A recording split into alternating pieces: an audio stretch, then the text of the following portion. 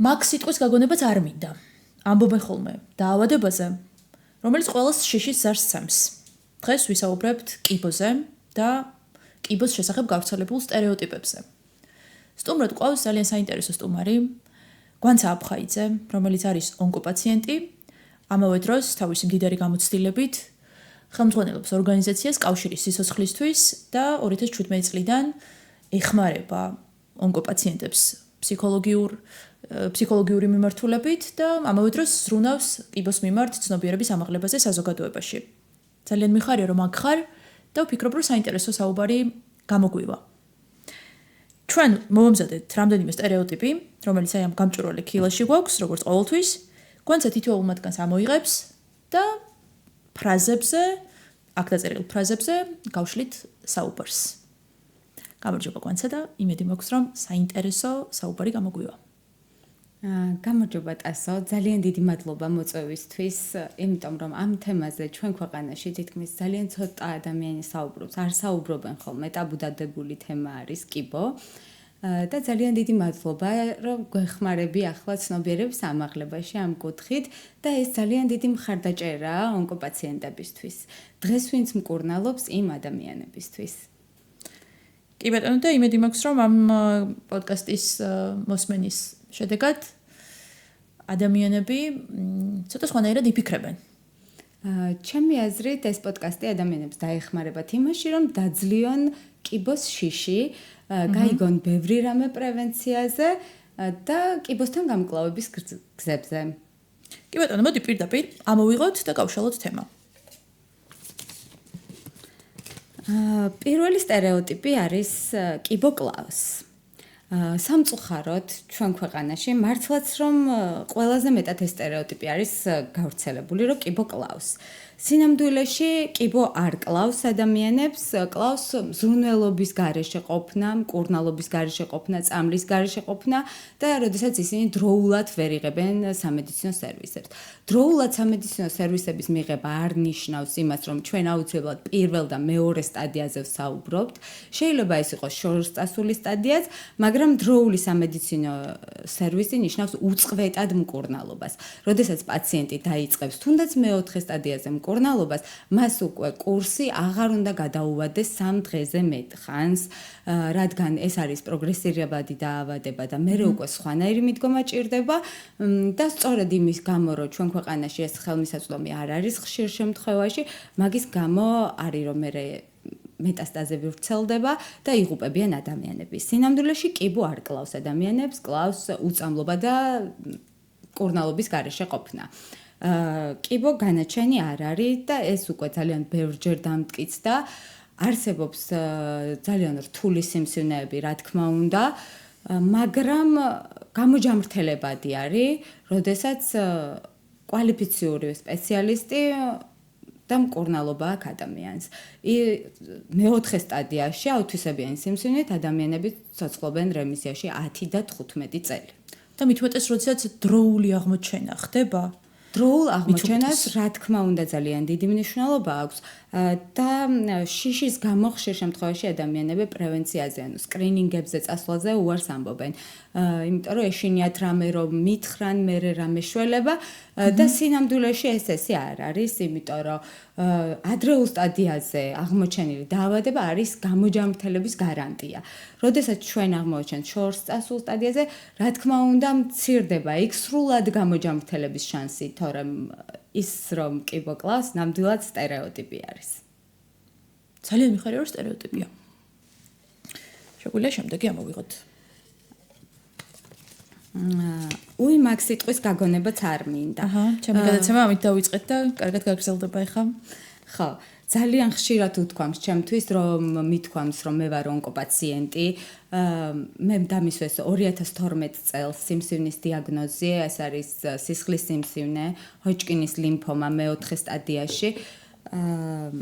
და მე ამაზე ხმამაღლა დავიწყე საუბარი, იმიტომ რომ ჩვენ ქვეყანაში ეს იყო ტაბუდადებული თემა, ყველა მირჩევდა, რომ არ თქვა, რომ ეს დაავადება გქონდა. როდესაც ეს არის ჩემი იდენტობა, იმიტომ რომ როდესაც ონკოპაციენტი ხდები, არ არსებობს, რომ მე ყოფილი ონკოპაციენტი გახდე. თითქმის ქრონიკული დაავადებასავით არის მუდმივად, მე ხარ კონტროლზე, ხარ რემისიაში, ანუ შენი სიმსივნე არის მიძინებული, გაჩერებული, როგორც ვულკანი და შეიძლება არასდროს არ მოიფრქვეს ცხოვრების მანძილზე, მაგრამ ამისგან თავის დასაზღვევად აუცილებელი არის მუდმივი კვლევები და ჩვენ მუდმივად ამ კვლევების პროცესში ვართ. გააჩნია სიმსივნის აგრესიულობა 3 თვე, 6 თვე წელიწადში ერთხელ გვჭირდება გადამოწმება. და ხშირად ვთქვამთ ჩემთვის რომ აი მე არ თქვა არ გამაგონა არ თქვა რომ კიბო არ ახსენო საერთოდ ბურძგლავს ეს ჩემი იდენტობაა რა ვქნა ამას ვერ დავმალავ და პირიქით მოვუწოდებ ყველას რომ არ დამალონ იმიტომ რომ კიბო არის 21 საუკუნის დაავადება ძალიან ბევრი გახშირებული არის კიბოს შემთხვევები და ჩვენ ადამიანებმა უნდა ვისწავლოთ კიბოსთან ერთად თანაცხოვრება, რადგან შესაძლებელია იცხოვრო კიბოსთან ერთად და იყო ჯანმრთელიც, ბედნიერიც, კარგად გრძნობდე თავს და იცოდე რომ თან ეს დიაგნოზი გაქვს. მაგრამ მე რა ცხოვრება გრძელდება. მიხარია რომ შენ ხარ რემისიაში. კი, მე რემისიაში ვარ უკვე 10 წელზე მეტია. კი. და ეს არის ძალიან დიდი გამარჯვება ჩემთვის, იმიტომ რომ მე ყოველთვის მინდოდა სხვა ადამიანებისთვისაც ყოფილიყავი мотиваცია იმის, რომ მეოთხე სტადიიდანაც შეიძლება ადამიანი გადავიდეს სრულ რემისიაში. კი ბატონო. შემდეგი სტერეოტიპი. თუ კიდე მომეცეს? კიბოს წამალი არ არსებობს. მოკლედ რა არის კიბოს წამალი? ესეც სტერეოტიპი არის. კიბოს უამრავი მედიკამენტი არსებობს. ერთი წამალი კიბოსი ნამდვილად არ არსებობს, იმიტომ რომ ერთი წამალი ამდენ სახეობას ვერ უმკურნალებს, შანსი არ არის. ყველა ადამიანს სჭირდება პერსონალური მიდგომა, პერსონალიზებული მედიცინა, რაც ნიშნავს იმას, რომ მასზე მორგებული მკურნალობა უნდა იყოს. შეიძლება მეც და სხვა ადამიანსაც ერთნაირი დიაგნოზი გქონდეს, მაგრამ მისთვის სხვა წამალი იყოს აუცილებელი და ჩემთვის სხვა წამალი იყოს აუცილებელი. ამისთვის არის საჭირო გენეტიკურ მოლეკულური ანალიზის გაკეთება, რომელიც ჩვენ ქვეყანაში სამწუხაროდ არ ფინანსდება და ძალიან ძვირი ღირს და ვერ იკეთებენ ხოლმე ადამიანები. წამლის ხელმისაწვდომობაც არ აგვაქვს. თორემ ისე უამრავი მედიკამენტი არსებობს, კიბოსი, ეს არის იმუნოპრეპარატები, თარგეთული თერაპია, რადიოლოგია, ანუ სხივები, ქიმიოთერაპიის პრეპარატები და უამრავი წამალი არსებობს. თავარია ის იყოს ჩვენზე მორგებული, რაც ჩვენ გვჭირდება.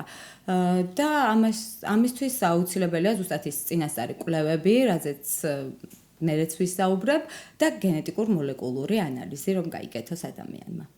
კი ბატონო, მოგვეცემ ამის საშუალება, რა ხდება ჩვენს ქვეყანაში ამ მიმართულებით, რა ფინანსდება, რა არ ფინანსდება. და რაღაცნაირად კარგად დავინახავთ იმ შესაძლებლობებს და იმ დეფიციტსაც, რაც ამ დაავადებასთან ბრძოლის პროცესში ადამიანები აწყდებიან ხოლმე. შემდეგი სტერეოტიპი.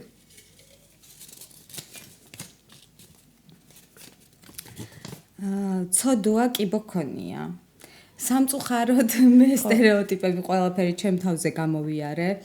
მართლაც საზოგადოება რაღაც ესე საცოდავ ტიპად აღმიქვამდა. რომ აი რა საწყალია, კიბო აქვს და კვდება რა საცოდავია და აი ყველასთვის მინდოდა დამემტკიცებინა, რომ არც საცოდავი ვარ, იმიტომ რომ ცოცხალ ადამიანს საცოდავი არაფერი არ ჭირს. ყველაფერს ეშველება. და მინდა საზოგადოებას ვუთხრა, რომ ისწავლონ ემპათია. შეცოდება, ემპათია არ არის. ემპათია ნიშნავს, რომ თუნდაც ონკოპაციენტები აღვიქვათ თანასწორ ადამიანებად, ჩვენ არაფერი არ გვჭირს შესაძოდი, შეიძლება კი გავდივართ რთულ პერიოდს და მეც გავდიოდი, რა თქმა უნდა, ამ რთულ პერიოდს, როდესაც ქიმიოთერაპიებს ვიტარებდი და თმები გამცევდა, ნერვიულობდი ამაზე, როდესაც დედაჩემს მოუწია ემიგრაციაში წასვლა, იმიტომ რომ მე წამლის ფული მქონოდა, თუმცა საცოდავად მაინც არ ვგრძნობდი თავს. მე თავს ვგრძნობდი მებრძოლად, ვიბრძოდი ჩემი სიცოცხლისთვის და ეს იმდანაც ამაღელვებელი და კარგი იყო. ძალიან ბევრჯერ ცუდი მომენტები ყოფილა ჩემ ცხოვრებაში, მაგრამ ფეხზე დადგომას მე იმხელა ემოცია მოაქვს, რომ ამბობ, რომ ეს არაფერი არ იყო ის ტკივილი. იმდენად ძლიერი ბრუნდები მე უკვე რეალურ ცხოვრებაში. სწორედ მაგიტომაც დავიწყე მე უკვე სხვა ონკოპაციენტების დახმარება და სწორედ მაგიტომაც მინდოდა რომ ყველას თავი კარგად ეგრძნო და არ იფიქროთ რომ საცოდავები ვართ. პირიქით, ჩვენ ვართ ძალიან ძლიერი ადამიანები, იმიტომ რომ კიბოსთან ბრძოლას ბევრი გამბედაობა ჭირდება, როდესაც ასე სტერეოტიპებით სავსე ქვეყანაში ცხოვრობ. რაღაცნაირად ხوار გადაფასდა შენი ურთიერთობები იმ დროს, როდესაც გაიგე დიაგნოზის შესახებ, როცა დაიწყე მკურნალობა, რაღაცნაირად ხوار გახდა ადამიანური ურთიერთობებისთვის ხელის შემშლელი. თუნდაც აი ამ სტერეოტიპული დამოკიდებულების გამო ძალიან ბევრჯერ მტკენია გული, ისეთი უტაქტო კითხვები დაუსვამთ ჩემთვის, მაგალითად, აი რას აპირებ ეხა, როდესაც იცი რომ კვდები და არა და მე არ ვიცოდი რომ კვდები, პირიქით, მე ვიცოდი რომ გამოვჯამრთელდები და ყველაფერი კარგად იქნება. და ეს მაღიზიანებდა თავიდან, მაგრამ მე მივხვდი რომ ეს იმ ხალხის ბრალიც არ არის. უბრალოდ მათ არავინ არ ასწავლა რომ კიბოგანაჩენი არ არის, რომ გამოჯამრთელება შესაძლებელია, როგორ უნდა მოიქცნენ ონკოპაციენტთან, რომ არ უნდა უთხრან მსგავსი, არ უნდა დაანახონ რომ ეცოდებათ. პირიქით, იყვნენ მხარდამჭერები, ყველაფერი გამოგივა, მე შენ გვერდით ვარ. ეს ძალიან მნიშვნელოვანია პაციენტისთვის, როდესაც იცის, რომ ბევრი მხარდამჭერი ყავს. თუნდაც ამ მხარდამჭერებს ისე რეალურად არაფრის გაკეთება არ შეგვეძლოს ჩვენ, იმიტომ რომ ძალიან კარგად ვიცით, რომ ეს მთლიანად იმ ადამიანზეა დამოკიდებული, როგორ იბრძოლებს ამ პროცესში, მაგრამ აი ერთ სიტყვასაც კი, რომ შენ მარტო არ ხარ ამ ბრძოლაში, ძალიან დიდი ძალა აქვს. რა თქმა უნდა, გადაფასდა ჩემი საახლობლო წრე, მოდი ასე ვიტყვი, იმიტომ რომ ბევრი ადამიანი დისტანცირდა ჩემგან და ეს დღემდე პრობლემა არის. დისტანცირდებიან ონკოლოგიური პაციენტებისგან, რადგან ამით თავის თავს იცავენ, გონიათ რომ ჩვენ რამე დაგვემართება და მერე ამ სტრესს ვეღარ გაუძლებენ თუ ჩვენთან ახლო ურთიერთობა ექნებათ. და სინამდვილეში ჩვენ არ ვკვდებით, მოდი პირველი ეს იყოს, არ ვკვდებით. და მეორეც, მხარდაჭერა აუცილებელია ამ დროს, როდესაც სუსტად ხარ. ჩვეულებრივი მოკითხვა, როგორც ჩვეულებრივ მეგობარს მოიკითხავდი ისე. ან თუნდაც, როდესაც არსებობს ისეთი პაციენტი, რომელიც პალიატურ მზრუნველობაში არის, მასაც კი ბოლო დღემდე ჩვენ მხარი უნდა დავუჭიროთ. იმიტომ რომ ყველაზე კარგად წავიდეს დაუშვათ ამ ქვეყნიდან ისეთი პაციენტი, რომლის გადარჩენაც შეუძლებელია და არსებობენ მსგავსები, ხო? ამ შემთხვევაში ჩვენ უნდა ვიფიქროთ, რამ ხელა სიკეთეს ვაკეთებთ სამყაროსთვის. და მე მავსებს ყველა დღე, როდესაც ურთიერთობა მაქვს ჩემნაირ ადამიანებთან. იმიტომ რომ ვიცი, რომ ისინი სხვანაირად აფასებენ ყველაფერს, დროს, ურთიერთობებს, გრძნობებს და ყველას გვინდა ხოლმე, რომ სიკეთე ვაკეთოთ მაქსიმალურად. მე ძალიან ბევრი მეგობარი მყავს ონკოპაციენტი, 90% ჩემი მეგობრების ონკოპაციენტები არიან. თან ისეთი სტატისტიკა გვაქვს საქართველოში, წელიწადში 11800 ონკოპაციენტი არის ოფიციალური სტატისტიკით. და ცნობიერების კუთხით, რადგან პრობლემა გვაქვს, ამიტომ მხარდამჭერებიც არ ყავთ ამ ადამიანებს და თითქმის ყველა ერთმანეთს ვიცნობთ და ერთმანეთს ვამხნევებთ. და მინდა რომ ეს შეიცვალოს და საქართველოში ტრენდი გახდეს ონკოპაციენტების მხარდაჭერა ამ შემთხვევაში ჯანმრთელი ადამიანებისგან. კი ბატონო, საინტერესო იყო ამის მოსმენა. შენი სამეგობრო წრე თავიდანვე, ასე ვთქვათ, ჩამოყალიბდა ონკოპაციენტებთან, რაღაცა თავიდანვე დამეგობრდი, თუ მე როგორც ორგანიზაციული საქმიანობის პროცესში რაღაც კომუნესავით იცი რა. თუ აი თავიდანვე მოძებნე ესეთი ადამიანები, აი როგორ მოხდა ამ ადამიანებთან დაკავშირება? ძალიან მარტივი იყო, იმიტომ რომ მე ქიმიოთერაპიას ვიკეთებდი საერთო ოთახში. და ბევრნი ვიყავით. და ეს პროცესი ხან საათები გრძელდება. ამ დროს ხო საუბრობ ადამიანებთან, ვისთან ერთადაც ხარ. და მაშინ მივხვდი, რომ ყველა დათრგუნული იყო ამ დაავადებით და მე შევითავსე გამრთობის როლი. ყველაზე პატარა ვიყავი ქიმიოთერაპიის ოთახში, 20 წლის ვიყავი და ყველას მე ვართობდი და ვამხიარულებდი. მაშინ ჩემმა ექიმმა მითხრა, რომ იცი შენ ძალიან კარგად გამოგივა ამ ადამიანების ფსიქოლოგიური მხარდაჭერა და მოდი ვიფიქრე ამაზე, როდესაც გამოჯამრთელდები. პირველი ბიძგი მომცა ჩემმა ექიმმა, როდესაც მითხრა, რომ ძალიან კარგად გამომდის ონკოპაციენტების მხარდაჭერა, ჩემნაირი ადამიანების. და აი მაგის მერე დღე არ გასულა ალბათ, რომ მე სხვა ონკოპაციენტებთან კონტაქტი არ მქონოდა. ხო, რა საინტერესოა ესეთ გამოწვევებს, რომელიც ცხოვრებაში შეიძლება შემოგხვდეს, საერთოდ სხვა კარის გახსნა შეუძლია ხოლმე, ხო? და შენ თქვი საუბრის დროსაც, რომ როდესაც აი ამ დაავადებას ვებრძოდი, მაშინ შემოვიდა ჩემს ცხოვრებაში რაღაც ფსიქოლოგია, თერაპია და აი მიმართულებით მუშაობას აგრძელებ. აი, როდესაც ვაკვირდები ხოლმე, ადამიანები ხშირად არ ფიქრობენ მართლა რა უნდათ რომ გააკეთონ. კი, მართლა რა უნდათ ამაზე ძალიან ცოტა რა ბედნიერებთ. ის უნდა აკეთო, ეს ხო ძალიან ბევრ კულტურაში არის მაგალითად სიცოცხლის ხანგრძლივობას განსაზღვრავს ის, რას საქმიანობ. ანუ თუ შენ ბედნიერი ხარ იმით, რასაც აკეთებ, მაშინ ბევრად დიდხანს იცოცხლები. და მაშინ დავფიქრდი პირველად, როდესაც სიმსივნის დიაგნოზი დამისვეს, რა მინდოდა მეკეთებინა ცხოვრებაში, ისეთი რაც გამაბედნიერებდა. და მივხვდი, რომ მინდა ხატვა. მართლა? და დავიწყე ხატვა.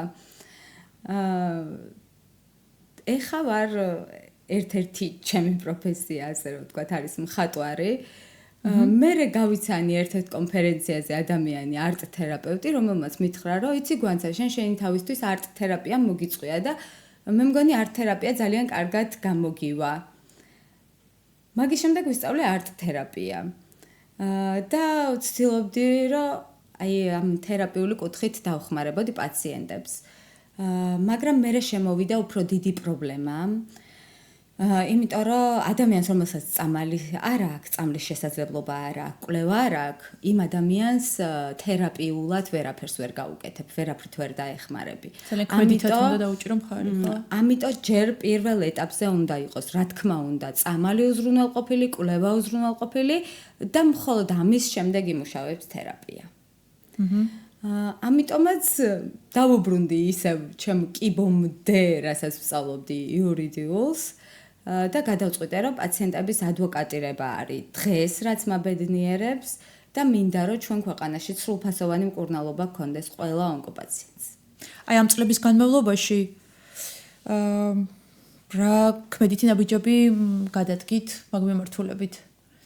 რაც კონკრეტული შემთხვევები შეიძლება იყო, ხო? ან რაღაც კანონთან მიმართებაში რაიმე ესეთი ქმედითი შედეგი დამდგარა? შარშან 2024 წელს თებერვლიდან დავიწყე აქციები. ეს იყო ჯანდაცვასთან, კანცელარიასთან, სახალხო დამცველთან, რომ ამ ადამიანებს ჩვენთვის, ონკოპაციენტებისთვის ყურადღება მოექცია სახელმწიფოს. იმიტომ რომ ისინი აცხადებენ, რომ ჩვენ ყველაფერი გვაქვს და სინამდვილეში ჩვენ ყველაფერი არ გვაქვს. ძალიან ბევრი რამ არ ფინანსდება. სავარაუდოდ 100%-დან ფინანსდება 30% სახელმწიფო დაფინანსებით და არის უდიდეს თანხებზე საუბარი, რომელსაც ჩვეულებრივი ადამიანი ვერ გადაიხდის საქართველოში, მით უმეტეს, როდესაც ჩვენ ძალიან ღარიბი ქვეყანა ვართ. კი ამბობენ, რომ ეკონომიკური ზრდით ძალიან კარგი ქვეყანა ვართ, მაგრამ რეალურად ადამიანები ძალიან ღარიბები ვართ ქვეყანაში. და არ გვაქვს იმ ძვირადღირებული მედიკამენტის და კვლევების ფული. როდესაც სახელმწიფო ამბობს, რომ შენ ყველაფერი გაქვს, მაშინ მართლა ყველაფერი უნდა გქონდეს. სწორედ ამიტომ დავიწყე პროტესტი და აღმოჩნდა, რომ უამრავი ხარვეზია ონკოპაციენტების კუთხით ჯანდაცვაში, რომელიც ამ ჩვენი პროტესტების ფონზე სადღაც 10 პრობლემიდან ერთი ნაწილობრივ გამოსწორდა. და ჩვენ ვაგრძელებთ ბრძოლას წელსაც, სანამ ყველაფერი არ გამოსწორდება, ბრძოლა მიწევს, მაგრამ აუცილებლად ვიბრძოლებ ბოლომდე. შემდეგი სტერეოტიპი. მოგუცემა მაგ თემაზე კიდე უფრო ვრცლად საუბრის საშუალება. კიბო გადამდებია. ო. კი, ეს ჩემთვისაც უკითხავთ, რომ კიბო გადამდები ხომ არ არის. სინამდვილეში კიბო არ არის გადამდები. და ვეცდები ავხსნა, როგორ ემართებათ ადამიანებს სიმსივნე. ყველას ვიცით ალბათ იმუნიტეტის შესახებ, რომ ყველა ადამიანს აქვს იმუნიტეტი და არსებობს კარგი უჯრედები ჩვენ სხეულში და ცუდი უჯრედები. როდესაც იმუნიტეტი ქვეითდება, კარგი უჯრედები ვეღარ ერევიან ცუდ უჯრედებს, უჯრედი გადაგვარდება და წარმოიქმნება სიმსივნური პროცესი, რომელიც შეიძლება იყოს ძალიან აგრესიული და გავრცელდეს მერე უკვე მეტასტაზების სახით. ეს ყველაფერი ხდება ადამიანის ორგანიზმში დამოუკიდებლად, ანუ რაღაც გადადებით არ ხდება ეს ყველაფერი. შეიძლება არსებობდეს გენეტიკური განწყობაც მათ შორის, ანუ ადამიანი გენეტიკურად იყოს მიდრეკილი სიმსივნისადმი და ამაზე უკვე ტესტიც კეთდება გენეტიკურ მოლეკულური ანალიზი, რომ რამდენად აქვს შენ ორგანიზმს განწყობა სიმსივნის. რაც შეეხება გადადებას, სრული აბსურდია. კიბო გადამდები დაავადება ნამდვილად არ არის. მაგრამ უნდა ვეცადოთ, რომ ვიცხოვროთ ჯანმრთელად, წყლის ბალანსი დავიცვათ, ძილის ბალანსი დავიცვათ, იმუნიტეტი არ დაგვიქვეითდეს, რომ სიმსივნე არ დაგვემართოს. იმიტომ რომ გარშემო კიდევ უამრავი ფაქტორი არის, რასაც ჩვენ ვერ ვაკონტროლებთ. მაგალითად, ჰაერი, რომელიც ძალიან დაბინძურებულია, მაგალითად, სტრესი, როდესაც ჩვენნაირ ქვეყანაში ვცხოვრობთ, სადაც მუდმივი სტრესი გვაქვს, რა თქმა უნდა, ძალიან რთულად აისახება ეს ჩვენ ჯანმრთელობაზე. და ამ უამრავი ფაქტორიდან მაქსიმალურად უნდა ვეცადოთ, რომ ჩვენი თავი ჯანმრთელად ვამყოფოთ. ეს ეხება ჯანსაღ ცხოვრებას, კვებას, წყლის ბალანსს, ძილის ბალანსს და სტრესს უნდა მოვერიდოთ, რაც შეგვიძლია. აი შენი ცხოვრების წესიც რაღაცნაირად შეიცვალა ალბათ, ხო? ჩემი ცხოვრების წესიც შეიცვალა. მანამდე მეგონა, რომ ჯანსაღი კვებაა თუ სახლში გაკეთებულ საჭმელს ჭამ. და ეს მეგონა ჯანსაღი კვება. მე აღმოჩნდა, რომ მაინც სახლში გაკეთებული სულაც არ ნიშნავს ჯანსაღს, იმიტომ რომ იქ მომწვარი ზეთი არ შეიძლება. იქ შებოლილი რაღაცეებიც ბევრ კანცეროგენს შეიცავს და ძალიან ბევრი რამე არის გასათვალისწინებელი. რაც არ ვიცოდი უბრალოდ, იმიტომ რომ ამის შესახებ ცნობიერება არ მქონდა. და ძალიან ბევრი რამე ვისწავლე კიბოს შემდეგ. ძალიან ბევრი რამე, რასთანაც მანამდე წარმოდგენაც კი არ მქონდა, ძალიან გავიზარდე ამ დაავადებასთან ერთად. და უკეთესი ადამიანი გავხდი, ვიდრე ვიყავი.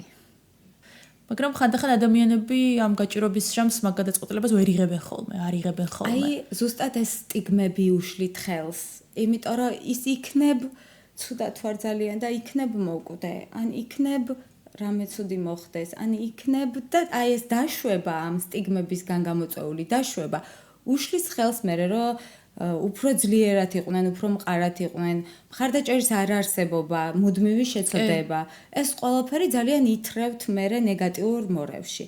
და სინამდვილეში ყოველთვის პოზიტიურად უნდა ვიყოთ, ყოველთვის არასდროს არ უნდა ვიფიქროთ სიკვდილზე. თავარია დღეს ვართ ცოცხლები. თავარია დღეს შეგვიძლია, რაც შეგვიძლია ყველაფერი გავაკეთოთ. საკუთარი თავისთვის და შემდეგ გარშემო მყოფებისთვის. ძალიან კარგი იყო. აბა შემდეგი და ბოლო სტერეოტიპი. არაჩვეულებრივად ვეტევით დროშიც. სახელმწიფო აფინანსებს ყველაფერს. ეს ყველაზე მტკივნეული სტერეოტიპი არის ჩემთვის, იმიტომ რომ სახელმწიფო ყველაფერს არ აფინანსებს ნამდვილად, როგორც წინა წუთებში აღვნიშნე, 30% თუ აფინანსებს სახელმწიფო 100%-დან. არ აფინანსებს წინასწარ კვლევებს, რომლებიც 10-დან 15,000 ლარამდე ჯდება. სრული დიაგნოზის გაგებისთვის, რომ მერე დაინიშნოს მკურნალობა, არ აფინანსებს სრულად მედიკამენტებს, აფინანსებს მხოლოდ რამოდენიმე დასახელების მედიკამენტს. მე ხო ვთქვი, რომ პაციენტს სჭირდება მასზე მორგებული მკურნალობა. ამ შემთხვევაში სახელმწიფოსგან არ აქვს მედიკამენტზე ხელმისაწვდომობა, ანუ ის წამალი, რაც მას სჭირდება, შეიძლება საერთოდ არ შედიოდეს დაფინანსებაში და ღირდეს 9,000 ლარი. როდესაც პაციენტს აქვს ერთადერთი პენსია, რომელზეც ინფორმაციაც კი არ აქვს, ბევრს და არ იციან, რომ პენსია ეკუთვნით, მაგრამ პენსია არის 230 ლარიდან 420 ლარამდე. ამ პენსიით ონკოპაციენტმა როგორ უნდა ჩაიტაროს კვლევა, რომელიც 1000-ები ღირს, როგორ უნდა იყიდოს წამალი, რომელიც 1000-ები ღირს, როგორ უნდა იკვებოს საერთოდ და როგორ უნდა იარსებოს. ხო წარმოუდგენელი არის. შესაბამისად, გვაქვს ის სტატისტიკა, რაც გვაქვს. რომ იღუპებიან ადამიანები პანტაბუდით და სტიგმას ვეღარ უმკლავდებით უკვე, რომ კიბო კლავს ადამიანებს. სინამდვილეში კლავს ზრუნველობის გარეშე ყოფნა. და სახელმწიფო ვალდებულია, რომ ჩვენი პატარა ქვეყნისთვის, როდესაც ჩვენ 3 მილიონი ვართ და წელიწადში 11800 პაციენტი გვყავს, თითოეულისთვის ყველაფერი გააკეთოს. მათ შორის სკრინინგები იყოს ხელმისაწვდომი ყველგან, ყველა რეგიონში და არა მხოლოდ დიდ ქალაქებში. მათ შორის ცნობიერება ამაღლოს და ყველას უთხრას, რომ კიბო არ ნიშნავს, რომ ბოლო წერტილზე ხარ და ყველაფერი პირიქით. მანდი იწყება ახალი ცხოვრება, ახალი ეტაპი, სადაც შენ იწყებ უფრო ძლიერად და უფრო გაცნობიერებულად ბრძოლას სიცოცხლისთვის. სახელმწიფო ამ შემთხვევაში ჩვენ არ გვეხმარება და არ აფინანსებს ყველაფერს. თუ რამოდენიმე ადამიანი მოხვდა ისეთ პირობებში, რომ მას სახელმწიფომ სრულად აუნაზღაურა ყველაფერი, ეს ხდება ნეპოტიზმით და ვიღაცების ჩარევით. რაც არ უნდა იყოს, იმიტომ რომ არ უნდა გვასხოვებდნენ ადამიანებს. ყველას თანაბარი ხელმისაწვდომობა უნდა გქონდეს. განურჩევლად, ჩვენ სად ვცხოვრობთ? ღარიბები ვართ, მდიდრები ვართ, ვიღაც გვყავს ნაცნობი მთავრობაში თუ არა, ამას არ უნდა კონდეს მნიშვნელობა. მართლა ყველაფერი უნდა ფინანსდებოდეს და ამისთვის მე ისევ ვაგრძელებ ბრძოლას და იმედია შედეგიც მექნება. ვიცი რომ ძალიან რთულია, იმიტომ რომ 1 წელი ჯანდაცვასთან ვიბრძოდი სრულფასოვანი მკურნალობისთვის და მხოლოდ 23 მედიკამენტი გამოიტანეს ლიმიტიდან. მაგრამ არის მედიკამენტები დასამატებელი, კვლევები დასამატებელი, გვერდითი მოვლენების მართვა დასამატებელი, უამრავი ხარვეზია, რომელიც აუცილებლად უნდა გამოსწორდეს და ადამიანები უნდა გადარჩნენ ჩვენ ქვეყანაში, იმიტომ რომ ისედაც ძალიან ცოტა ვართ და ძალიან საგანგაშო სტატისტიკა გვაქვს, რომ ყოველწლიურად 2000-ზე მეტი ადამიანი იღუპება, ვიდრე ჩნდება. როგორც ჩემი აზრით ეს არის უდიდესი მისია. ქართველი ერი უნდა გადარჩეს. გვანცა ძალიან დიდი მადლობა. საინტერესო საუბარი გქონდა. თემა ძალიან გრძნობიარია. დაუსრულებლად შეიძლება ვილაპარაკოთ ამ თემებზე, თითოეულ აი ამ სტერეოტიპზე, თუმცა შეზღუდულ დროში ვფიქრობ, საკმაოდ კარგი ანალიზი გავაკეთეთ თითოეულ სტერეოტიპზე. გიხდი მადლობას სტუმრობისთვის. გესურვებ წარმატებას, შენი მიზნების განხორციელებას და საინტერესო ცხოვრებას.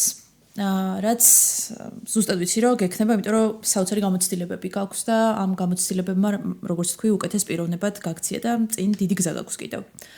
მომავალ შეხვედრამდე საინტერესო თემას შევარჩევთ და საინტერესო სტერეოტიპებზე ვიმსჯელებთ.